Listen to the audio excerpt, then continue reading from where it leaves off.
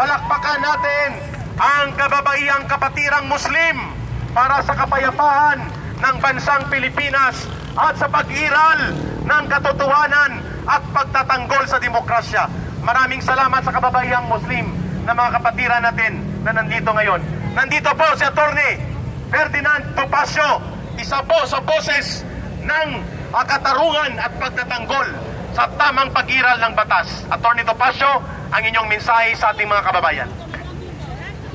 Sa ngayon, nais ko lang batiin at pasalamatan ang lahat ng pumunta rito sa ating mga kapatid na Muslim. Assalamualaikum! Syukran sa inyong pagpunta rito sa ating Citizens Crime Watch na laging maaasahan dito sa grupo ni Atty. Jimmy Bondok, kasama si Binibining Dang Imperial. Nandito yung Philippine Eagles, nandito yung DRS, nasaan yung DRS? Ang Intay Cares, Marcos Alisjan, o PAC. Marami pong grupo ito. May mga naghihintay pa po roon sa Korte Suprema. At mamaya-maya po ay pupunta po tayo roon para mag-file ng petisyon, hindi para mag-rally. Wala namang masamang sumama kayo sa amin para mag-file ng petisyon. Dito po tayo nagra-rally. So, umpisahan na natin. Parating na rin po ang Duterte Youth sa pamumuno ni Chairman Ronald Cardema. Mga 10 minuto po ay darating na sila. Darating si Atty. Former Congressman Jing Paras. Darating si Atty. Mark Tolentino. At marami pa pong mga personalidad na naninindigan po sa ating Korte Suprema at ang ating kataas-taas na hukuman. Umpisahan natin sa aking boss. Unang-unang nandito, first come, first serve. Let us welcome ang pambansang Pangulo ng Citizens Crime Watch. Walang iba, kundi ang aking boss, si Jigs Magpantay, mga kasama! Hello. Maraming salamat po sa inyo lahat. Unang-unang pinapasalamatan ko ang aking mga kasamaan sa Citizens Crime Watch at yung ating chairman, si Atty. Topacio. Unang-una, ano po ang papel ng Citizens Crime Watch dito? Nais lang po nating suportahan ang Korte Suprema. Tayo po ay naninindigan para sa rule of law. Kung ano po ang naging desisyon ng Korte Suprema, dapat po natin irespeto.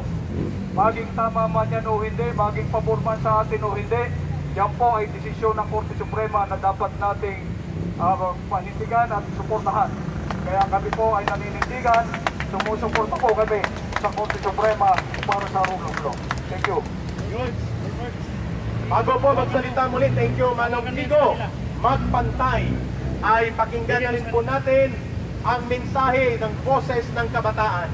Ito po ay boses ng katarungan at paninindigang tama upang mangibabaw po ang batas, hindi po ang ambisyon ng mga sakim sa kapangyarihan.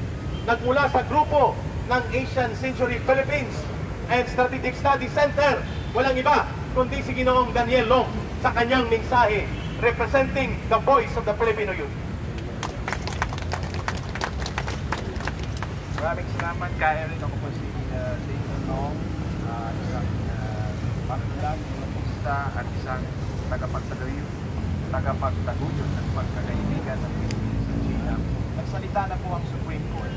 Final, binding, enforceable, immediately executory. Wala na pong debate. Wala nang palusot.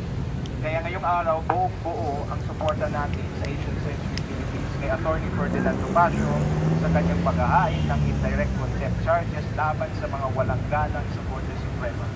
Kung sinasabi mong magabayan kayo, kung sinasabi mong nakapagtatanggol ka ng saligang batas, then you must defend the Supreme Court, not defy it. Eh sino ba sila para umalma sa Korte Suprema? Hindi pwedeng selective lang ang respeto natin sa batas. Ayon sa Civil Code, ang mga rulings ng Korte Suprema ay naging batas na natin. Kailangan natin sundan. Hindi pwedeng okay lang ang hindi mo susundin ang batas kapag natalo kayo. Hindi ito usapin ng accountability. Ito ay halatang political agenda lamang. tatlong sunod-sunod na taon, unmodified opinion ang nakuha ng Office of the Vice President sa ilalim ni Vice President Sara Duterte. Nakuha mula ng sa COA. Ibig sabihin, malinis, maayos, at walang irregularidad sa pondo. Nag-testify na rin mismo si COA Commissioner Attorney Gloria Camora at nagsumite na ang kompletong dokumento ng OVP ayon sa kanya. Walang anomalya, walang nakaw. Kaya ang tanong, bakit nilang pilit parang iniimbestigahan? Simple lang, dahil si VP Sara ang pinakamatibay na kandidato sa 2028. Siya po ang sunod nating presidente. Number 1 sa lahat ng surveys, pinakamataas ng trust rating for any public official, 61% ayon sa SWS at Post-Asia. Kaya ang totoong layunin ng mga kalaban, patawan siya ng multang may perpetual disqualification. Tanggalin siya sa laban habang maaga pa, hindi dahil sa kasalanan niya, dahil wala naman siyang kasalanan, kundi dahil sa takot, dahil balakid siya sa mga ambisyosong politiko. Kaya tayo ngayon nagsasama-sama, hindi lang para ipaglaban ang legal na tagumpay, kundi para ipahayag, hands off the Supreme Court, stop the lies.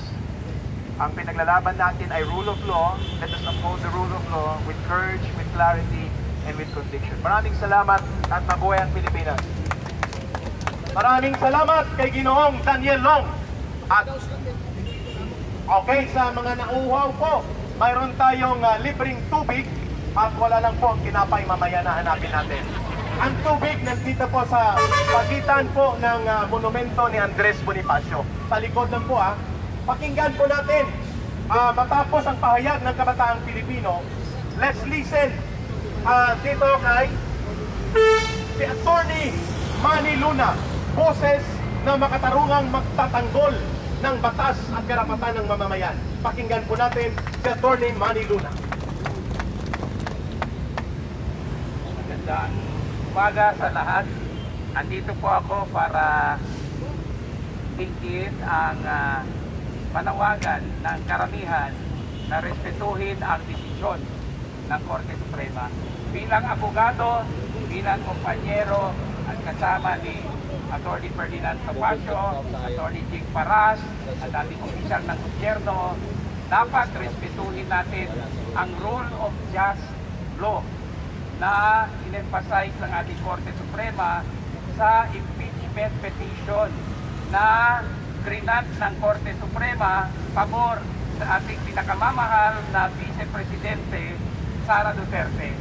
I'm speaking also as a representative of the Save Sara movement na itinatag sa Visayas, sa Bohol ni Atty. Salvador Diputado kasama ang mga Bohol An-ons, and I am one of those that organized Save Sara in Metro Manila. And ang hinihiling ko sa ating mga kababayan dito sa Freedom Park, dito sa monumento ni God Andres Bonifacio, ipaglaban natin ang rule of law, ipagtanggol natin ang hustisya, ipagtanggol natin ang Korte Suprema. Maraming salamat po sa inyong lahat. Maraming salamat kay Attorney Manny Luna, boses po ng matuwid na pagtatanggol ng bayan at karapatan ng mga mamamayan. Bago po ang iba pang tagapagsalita, we reserve the best mamaya. Ang mensahe po, kuhanan natin ang mensahe, ang Muslim Women for Peace. Si Ma'am Zaira, ang kanilang representante. Are you there, Ma'am Zaira? Nandito si Zaira. Nandito ang kanilang representative, si Miss Zaira. Pakinggan natin ang pakikipagkaisa ng boses ng kapatirang kababayang Muslim para sa kapayapaan. Halika muna, Ma'am Zaira.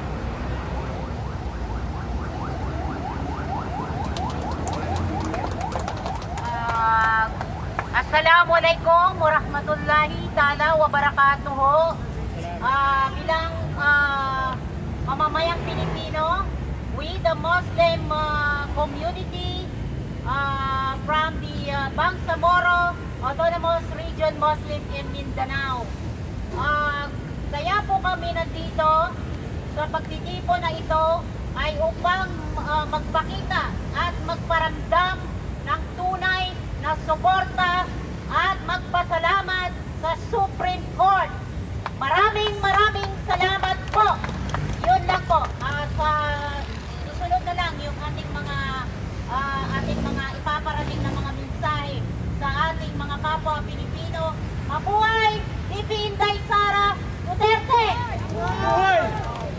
Siyempre, ang pinaka-idol ng sambayanang Pilipino, hindi kumukupas. Mabuhay si Pangulong Rodrigo Duterte! Yun pa rin po ang totoo at tunay na Pangulo ng bansang Pilipinas. Of course, ang susunod ang anak na. Hindi naman natin kinikilala. Ang nakaupo sa Malacanang, yan po ay bugos. Bugos ang ginagawa. Bugos din po ang kanyang layunin kung bakit siya may kapangyarihan. Hindi para sa taong bayan. Kaya pakinggan natin ang boses ng parallel group, no? Unahin natin ang mga parallel groups na nandito. Unahin natin si Ma'am Dang Imperial sa kanyang solidarity message, and then ang Inday Fairs, sunod na rin. Ma'am Dang, ikaw muna. Pakikipagkaisa po ito ng mga parallel people's group na nandito po sa pagtitipong ito sa Liwasang Bonifacio.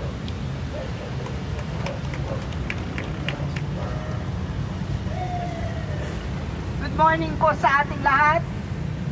I seldom talk on such gatherings kasi I give also the respect to our national spokesperson who is Attorney Mark Tolentino. He is our national spokesperson for Inday para sa Bayan and also for the DDS Sara All Confederation. First of all, I'd like also to acknowledge the presence at ang suporta po ng ating mga kasamahan sa Duterte Supporters Organization. Bigyan po natin sila ng mainit na pagtanggap at palagi po natin silang kasama sa ating pagre-repacking sa Office ng Vice President sa Operations Disaster Center. Lagi po silang nandun. Talagang kaban-kaban po yung mga bigas na dala nila kaya sabi nila, Magdang, buti nakarating kami kasi inabot kami hanggang gabi dahil talaga pong todo ang paghahanda ng ating Office of the Vice President. Iniikot po nila ang lahat hanggat maaari, lahat ng biktima ng nakaraang bagyo. Ipagdasal po natin na maitawid natin ang challenges na kinakaharap ng OVP at ang ating pagpupunyaging at buong pusong pasasalamat sa Supreme Court na walang kinilingan, kundi tinimbang lang niya kung ano ang nararapat. Tama yung mga grounds niya, like hindi natin alam naging maganda ang pagsampa nila ng 4 na impeachment for VP Inday. Talagang yun pala tayo na nahimik dahil iniisip natin, naku, 4 na. Yun pala ay malaking kamalian ng kabila. So it was a good move. Thank you sa kabila. That's a good move para nawala ang impeachment ng ating mahal na VP Inday Sara Duterte. Kung totoong patas ang kasulukuyang administrasyon, bakit ang iniimbestigahan nyo lang ay ang confidential funds ng ating VP? Napakaraming government agencies. Kayong nakaupo, bakit hindi nyo imbestigahan ang lahat ng government agencies? Ang iba nga dyan ay bubulsa na billion. Kini-question ninyo ang mga millions na alam ng taong bayan. Nakikinig po kami. Mulat po ang aming mga mata. Nakikita po namin ang totoong nangyayari sa ating bansa. Hindi na po tama ito. Sobra na. Mga kababayan, alam ko gising po tayong lahat. Kailangan po natin kumilos. Makiisa po tayo sa tamang hakbang, sa tamang gawain, nang hindi po natin hinahayaang inaapakan, niyuyurakan at ginagawa tayong tanga. Hindi naman po tayo mga tanga. Kaya habang nandito ang ating Atty. Topacio, ang ating Ka-Eric, dito ang Atty. Torion, ang ating mga Duterte, namumuno sa ating mga galaw. Sama-sama tayo at magkansa. Muli, sa ating lahat, nandito po tayo para manindigan tama. Tama na po ang pang-aapi. Tama na po ang pang-aabuso. At gamitin ang pera ng bayan para sa mamamayan at hindi sa paghahanda ng maruming pamumulitika. Sa inyong lahat, manindigan po tayo. Maraming salamat po. Maraming salamat, Ma'am Dang Imperial. Kasama din natin ngayon ang grupo ng nanalo, subalit sinindikato ng Comelec, boses ng mamamayan Duterte Youth Party sa pamamagitan ni Chairman Ronald Cardema. Maya-maya po magsasalita din sila ni Atty. Topacio. Welcome, Duterte Youth Party List. At kinikilala din natin ang Inday Sara Duterte Advocacy Group. Sila Miss Ina at kanyang grupo. And of course, ang Inday Cares Movement. Tawagin natin si Brother Oliver ang magsasalita para sa Inday Cares. Bago ang iba pang parallel group, no? Short messages, pero makabuluhan. Brother Oliver, go ahead. Isang mapagpalang araw sa Panginoon Diyos, isang mapagpalang araw sa ating lahat. Pasasalamat po natin sa buong may kapal kung paano po ginawa ng Supreme Court ang kanilang rules. Pasalamat po tayo dahil nakita po natin na meron po tayong batas, rule of law. Kaya nandito po tayo ngayon upang suportahan po natin ang ating mga associate justice kung paano nila pinairal ang tamang batas sa bansang Pilipinas. Kaya patuloy po tayong iparating sa mamamayang Pilipino at sa buong bansa na ang batas ay dapat po nilang sundin, dapat po nilang pag-aralan ang katotohanan ng pinay po nilang impeachment ay mali. Kaya nandito po tayo ngayon, magsama-sama po tayo para ipakita sa buong mundo na ang Pilipinas ay sumusunod sa batas. Maraming salamat po. God bless you all. Chokran.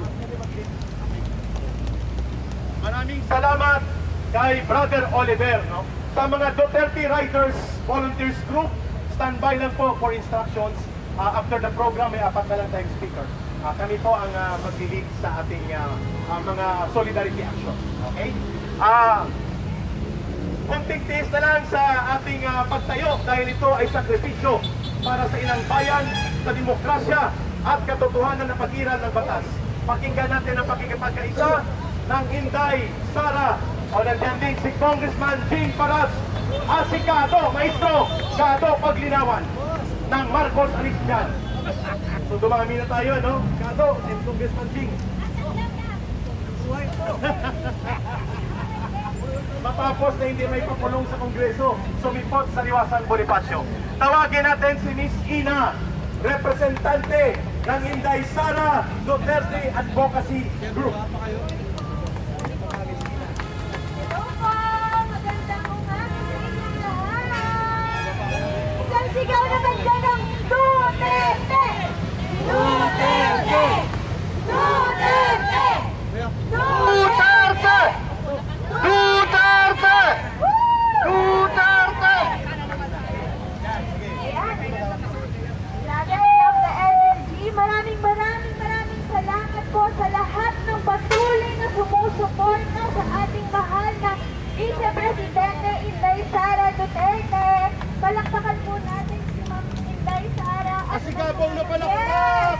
Yes! At sa lahat po ng support group, parallel group na nandito po sa atin ngayon. Maraming salamat po. Maraming salamat po sa lahat ng nagkakaisa at patuloy na sumusuporta sa laban sa impeachment ay importante. Kaya naman patuloy nating mahalin ang Pilipinas. Sa Duterte! Duterte! Duterte! Yes, maraming salamat po sa inyong lahat. Maraming salamat kay Miss Ina, representing Inday Sara Duterte Advocacy Youth Philippines. Pakinggan din natin po ang maiksing mensahe bago po sila former Congressman Jing Paras, Maestro Ado Paglinawan, and of course si Atty. Topacio, si Chairman Cardema. Narito po ang pakikipagkaisa ng dating Marcos loyalist, ngunit siya po ay nabutan ng kanyang konsensya. nagbago ang damdamin, nagbagong isipan, talagang inabutan ng konsensya, no? Walang iba, kundi ngayon ay balik loob, kagaya ni Ka Eric, balik loob mula sa rebelde at bahagi ng kapayapaan. Ito naman balik loob sa tamang paninindigan, Ginoong Ferdinand. Hindi po sa Topacio, pero matinong Ferdinand din po ito. Salamat Ka Eric. Tunay nga po na ang pagkakaisa ay natin nagtatagumpay. Ako nga po pala si Ferdinand de los Reyes, original 80s Marcos loyalist na nagising sa katotohanan. Correction, hindi po ako bumaligtad. Pagkos ako po ay nagising sa isang katotohanan na gewang-gewang po ang pamamahala nitong Pangulong BBM. Maraming salamat po nga pala sa mga kapulisan natin na naka-pull out dito. Mga kapulisan, maraming salamat po sa inyo. Mga nagbibigay ng peace and order dito sa lugar na Liwasan. Maraming salamat sa station commander at sa mga pulis na naka-pull out dito. Bago ko simulan, nais ko rin po magpasalamat sa mga organizer, kay Ferdy Topacio, Attorney Ferdy Topacio, at saka kay Ka Eric, na tunay nga po para sa bayan at mamayan. At ang Duterte Youth, at ang Citizen Crime Watch, at ang lahat ng parallel group, kay PSP, Intay para sa bayan, at dito po lahat, at ang Intay Care, Marcos Alisdan. Ayan po, nagsama-sama po ito, hindi po ito sa pinagpolitika. Ito po ay usapin ng bayan at mamayan. Hindi po ito kulay ng politika lang. Ito ay pagmamahal namin sa ating bansa. Dahil tayo po ay lumalangoy na sa kumuloy ng kahirapan. Sa mga Supreme Court Justices, maraming salamat po sa inyong paninindigan. Pagamat may nagsasabing boto raw ang desisyon, subalit kayo po ang tunay na talagang lumalaban para sa katotohanan at pinanindigan nyo ang inyong desisyon na unconstitutional ang impeachment. Actually, nakakapagtaka. Bakit pinipilit nilang ma-impeach si Ma'am Bibi Sara Duterte na gumaganap naman sa kanyang mandato? At ito ay clear sa Commission on Audit. Pero bakit? Dahil politika po. Ito po ay isang political agenda na gusto nilang mawala ang pangalawang Pangulo para pagdating ng 2028, wala na silang matinding kalaban. Kung tungkol sa impeachment, mas maraming karapat-dapat na ma-impeach. Pansinin niyo po ngayon, puro pa ba? Sino ang namamayagpag sa kalsada? Sino ang namamayagpag na magbigay ng mga relief goods? Only OBP! Dahil sila po ang tunay na talagang nagmamahal sa ating bayan at mamamayan, ang Duterte family. Kung bakit ako ngayon ay nagising sa katotohanan.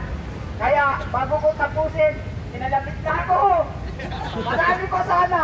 Pero sige lang, marami pa tayong pagkakataon. Bago ang lahat, maraming salamat mga Chief Justices! Salute! Maraming salamat po. Mga kababayan, maraming salamat sa Brother Ferdinand. Galing po sa dating Marcos loyalist at ngayon po ay nagbagong isip at damdamin sa paninindigan para sa totoong pamamahalang tama sa ating bayang minamahal. Pakinggan po natin, brother, doon na lang sa kabila mamaya. At tayo po ay magsasalita ka rin doon sa kabila. At tawagin na natin po si Yusek Cardema sa kanyang pagpapahayag. Susundan po ni Congressman Ching Paras at ni Atty. Topacio. Then we will have our solidarity activity. Yusek Cardema, take it away. Excuse ha. So hindi po nakapagsalita doon mamaya sa isa pang venue.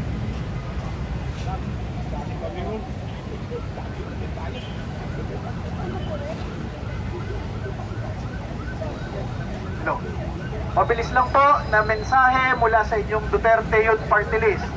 Alam nyo, ang Duterte Youth Party List ay ibinoto ng lampas 2 milyong Pilipino sa buong mundo para maging boses ninyo sa Kongreso at nararapat lamang na magsalita ang inyong Duterte Youth Party List para ang boses ng mga OFWs, mga pulis at sundalo na ginawang #1 ng Duterte Youth Party List ay marinig ninyo.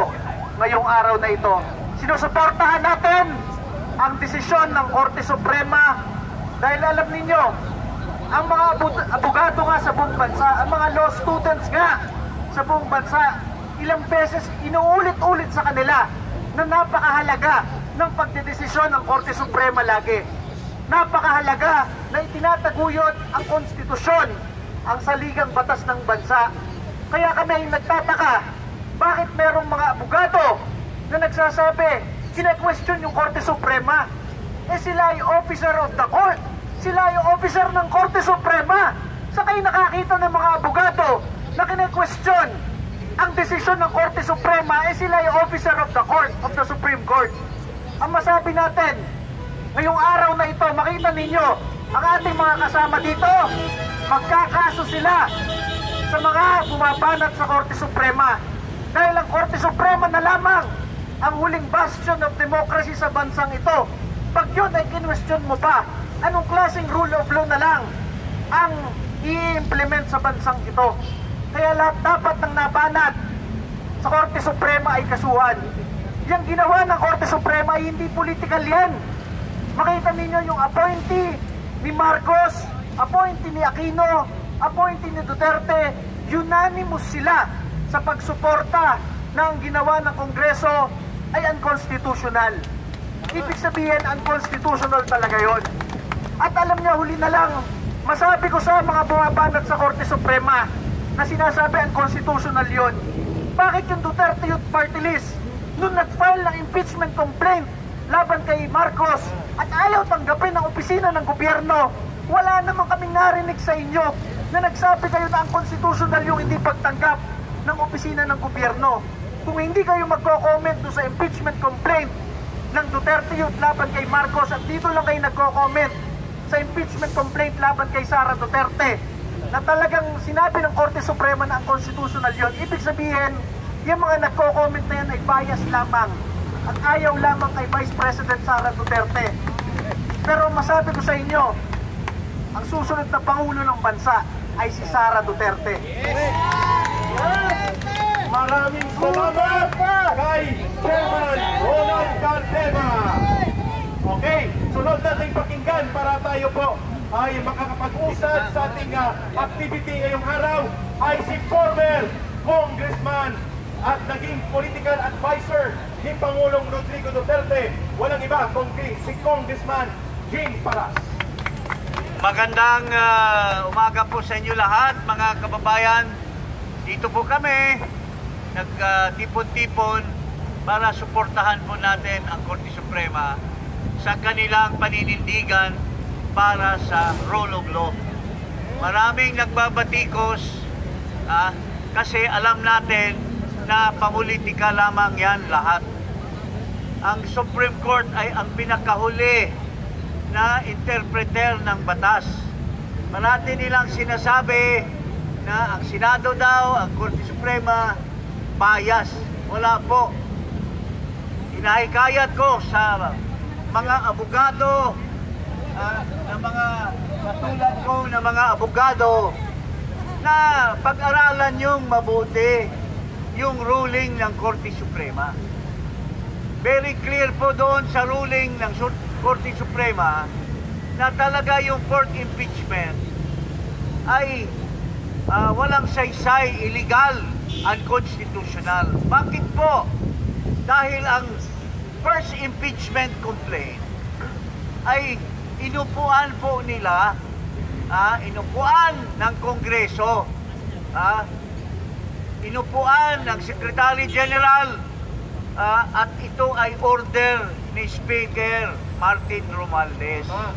Sinusunod lamang ni Secretary General ang order at ang sabi ng Korte Suprema, yung first impeachment ay dapat may proseso, dapat yon. Nung pinirmahan na at ng endorsement ng isang congressman, dapat yon ay ilagay sa order of business. Mandatory po yon sa batas, sa rules of the House of Representatives at sa ating saligang batas. Pero ano pong nangyari? Inupuan nila, Sinabi nila, nagsinungaling sila, nilagay daw nila sa order of business. Simple lang po ang sinabi ng Korte Suprema. Sinasabi nila, binabago daw ng Korte Suprema ang mga president. Wala pong binago po doon. Dahil, sinabi lang ng Korte Suprema na since inupuan po nila ang first impeachment complaint, ito po ay dapat sana mandatory na i-forward nila sa Committee on Justice. Hindi nila ginawa.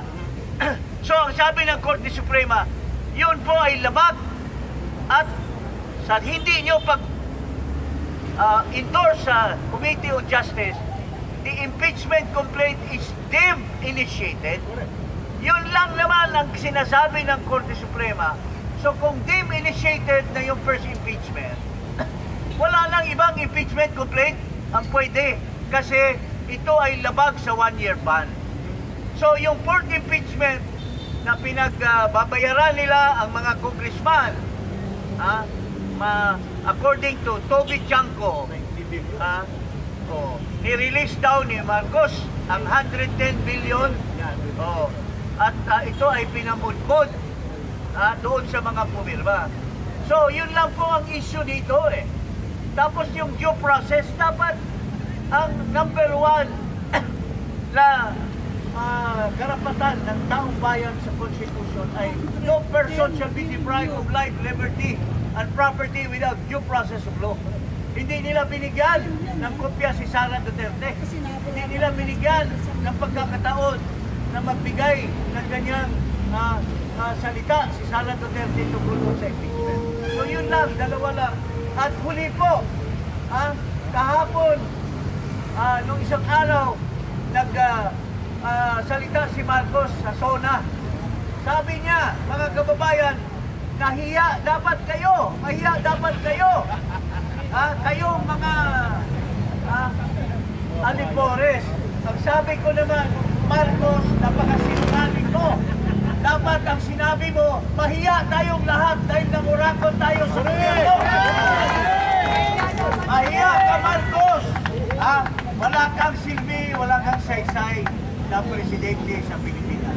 So, marami pa po tayong sabihin. Makinig na lang po kayo sa aming podcast, Iparas kay Paras. At doon po, marami kaming sasabihin para sa ating sambayan ng Pilipinas. Yun. Maraming salamat, Congressman King Paras. Ngayon, nandun na po sa Korte Suprema ang final talk dito sa Liwasang Bonifacio, magmumula kay Atty. Ferdinand Topacio. Isang mapulang pagbati sa inyong lahat! Yes! Mapula dahil narito tayo sa harapan ng bantayo ni Andres Bonifacio. Itong si Andres Bonifacio po ay katulad ko.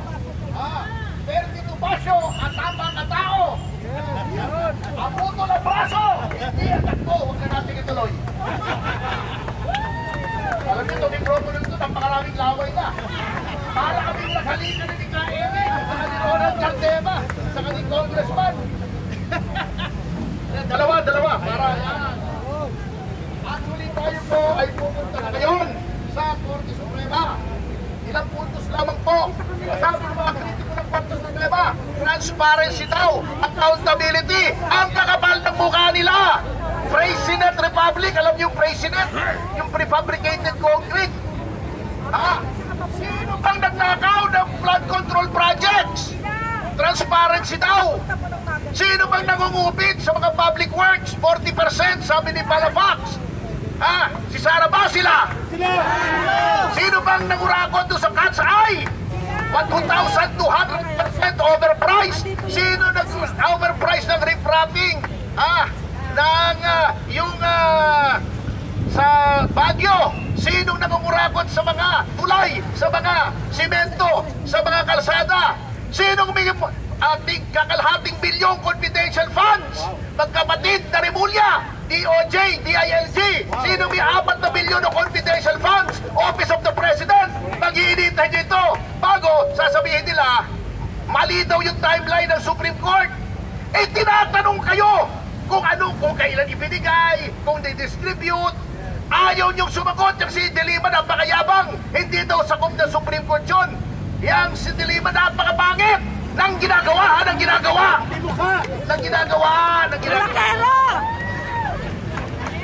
Buti na lamang, hindi nagkaroon ng impeachment. Hindi natin makikita araw-araw sa telebisyon ang pagmumukha ni De Lima, ni Lorna Kapunan, at saka ni Luistro. Masakit sa mata. Anyway, ngayon po ay pupunta na tayo. Magsama-sama na tayo. Mangunguna si Ka Eric. Para pag natransyon, siya unang-una matatransyon. Kasama ang ating Duterte Rider supporters. Inday Keres, Isda, Marcos Alisjan, Sara, Surf Movement, etc. Save Sara Movement, at saka Inday para sa bayan. Marami pa pong grupo rito. Citizens Crime Watch. Mag-ensayo lang tayo mga kasama. Sisigaw po ako, ganito po ang ating gagawin. Sisigaw ako ng Korte Suprema. Sisigaw kayo ng ipaglaban. Ating Korte Suprema! Ipaglaban! Sisigaw ako ng ulok ko. Sisigaw din kayo ng ipaglaban. Ipaglaban! Ipaglaban! Sisigaw ako ng persisitanya. Sisigaw kayo ng tabingin. Persisitanya! Tabingin! Persisitanya! Tabingin! Sisigaw ako ng larigaton. Sisigaw kayo ng asong ulol. Larigaton! Asong ulol! Okay, basta na tayo! Okay, 2x2 tayo. Sandal niyo si Ka Eric. Mauna po itong ating ice streamer. Let's go! Tatawid po tayo mga kababayan. 2x2. Si Ka Eric, let's go. Duterte Youth, let's go. And Citizen Crime Watch, let's go. Ito po ang performance sa harap sa mga pinigyan sa ito. Okay, let's go. Go 2x2. Proceed na tayo sa SC? Oo. Lakad na. Lakad na tayo!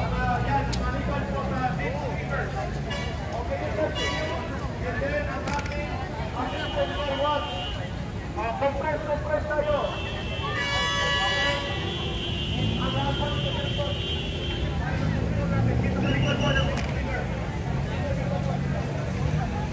Sa likod po yung mga kasamahan natin. Dito na yung Attorney Bernie na may streamer po. Ang kasama ni Attorney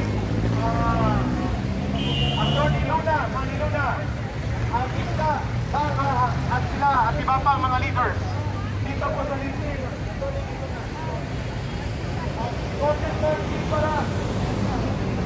Ato Paglinawan! Ato Paglinawan dito po. Congressman Jing Paras! Congressman Jing Paras! Kato, dito tayo. Ay, sa likod. Okay. Mga kalabayan, compress. Muslim women, mag-fall in po. Yung mga riders natin, nakaporma na ba? Mga riders sa kabilang kalsada po. Okay. Hindi natin i-occupy ang kalsada, portion lang po. Attorney Manny Luna. Sige, dito tayo sa likod ng mainstreamer. Ako na dito maiwan sa harap si Oliver. Chairman Roland, sa harap na kayo. Dito ko sa gilid. Ma'am Dang, sa harap kayo ng streamer. Dito tayo magagaan. Okay. Mga kababayan, ready? Tayo po ay pupunta sa Korte Suprema at itutulog natin ang totoong boses ng sambayanang Pilipino. Mapayapa, ngunit po ang loob at determinasyon. Ipagtanggol ang katarungan na hukuman, ipagtanggol ang batas. Ando tayo sa Duterte Riders po. Para si Oliver, sila ang mauna. Apo, Duterte Riders! Forma. Yes, na po kayo! Okay, let's go! Duterte Riders, you can move forward and move in advance. We will cross. At hindi po tayo mag-saw ng kalsada. Everybody, Chairman Roland, sa harap na po kayo. Congressman Ting and Akado, pag ginawa ni Daniel Long, dito po sa harap. Kami na po mag-handle ng microphone and megaphone. Let's go! Congressman Ting, dito po kayo. Sa harap po. Sabi dyan, tama dyan. Okay, let's go! Mga kababayan, nasasaksihan ninyo ngayon. Let's go, let's go. Ang mga vloggers, maghahawa muna tayo at makapag-move tayo. Late na tayo sa Korte Suprema. Relax, relax. Malilate tayo. Go! Mga kababayan. Okay? Taas kamay, let's go! Ito ay makasaysayang araw ng pagtitipon. Let's move, Atty. Topacio. Then the rest, let's move po. Ito ay makasaysayang araw ng pagtitipon ng sambayanang Pilipino. Papunta tayo sa hukuman ang pinakamataas upang itulog ang koses at sentimiento ng sambayanang Pilipino. Hindi tayo mapayag na ang mga naghari-harihan at nagkakaroon ng sakim na mga kahaman ng ambisyon sa kapangyarihan. Dito po tayo. Dito po, dito. Okay. Dito. Forward, forward. Forward po, forward. Magkasanting tayo, ha? Korte Suprema! Korte Suprema! Ibang laban! Rule of law! Ibang laban! Karigadon! Ibang laban! Korte Suprema! Ibang laban! Rule of law! Ibang laban! Tandaan niyo si Ka Eric, ha? Para masaya tayo. Ang araw na ito ay mensahe natin na ang batas ay magigibataw. Ang Korte Suprema ay naghahatos tungkol sa batas. Kaya ang ating tungkulin bilang mamamayan ay ganito po. The people united will never be defeated. The people united will never be defeated. The people united will never be defeated. The people united will never be defeated. Ang tao, ang bayan, hindi magagapi. Ang tao, ang bayan, hindi magagapi. Tungtungan natin, ang tao, ang bayan, ang Korte Suprema, hindi magagapi. Ang tao, ang bayan, ang Korte Suprema, hindi magagapi.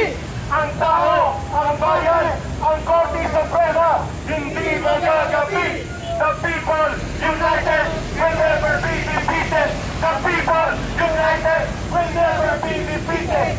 Mga kababayan, ito po ay makasaysayang pagkilos sa araw na ito. Ang boses ng sambayanang Pilipino ay tutulog sa Korte Suprema upang ipagtanggol ang totoong pangingibabaw ng tamang pag-iral ng batas sa ating bayan. Kaya ang panawagan ay Korte Suprema! Ipaglaban! Korte Suprema! Ipaglaban! Rule of law! Ipaglaban! Rule of law! Ipaglaban! Maririnig po ninyo ang boses ng iba't ibang sektor, paninindigan ng taong bayan, mauna ang mga riders. We will follow you. I-control nyo lang ang distance po ninyo at sabay-sabay tayong tutulog sa Korte Suprema. Muli, ang panawagan kung bakit nandito tayo, Korte Suprema! Ipaglaban! Korte Suprema! Ipaglaban! Rule of law! Ipaglaban! Sa panahon ng kasitiban, sa panahon ng abuso ng gobyerno sa kapangyarihan, ang sagot ng taong bayan, ang tao, ang bayan, hindi magagapi! Ang tao, ang bayan, hindi magagapi! Ang tao, ang bayan, hindi magagapi! The people united will never be defeated! The people united will never be defeated! Ito po ay pagpapakita ng pagkakaisa ng mamamayang Pilipino. Hindi tayo papayag sa ang mga salong sa lipunan ay magigibataw ang kailang boses laban sa katarungan. Pakinggan po natin ang panawagan ng taong bayan. Ito po ang tinutulog ng mga mamamayan. Korte Suprema! Ipaglaban! Korte Suprema! Ipaglaban! Pag-ina, hindi pa natatapos ang ating misyon ng pagtanggol ng pagkakailangan ng ating bansa. Kung kaya ang ating panawagan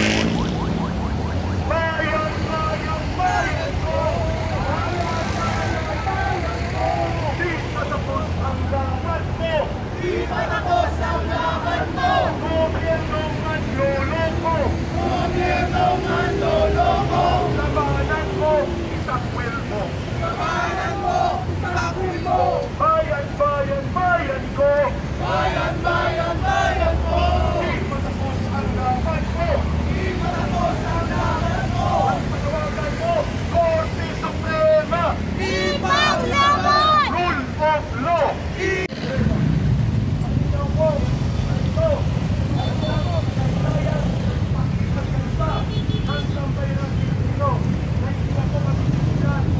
Dahil ang mga naghari-harian nag-abuso ng poder na gustong panuulain, tapakan sa pagkilal ng batas na kapangyarihan ng ating saligang batas ay ngayon po itinigit ng taong bayan ang panawagan ng panawagan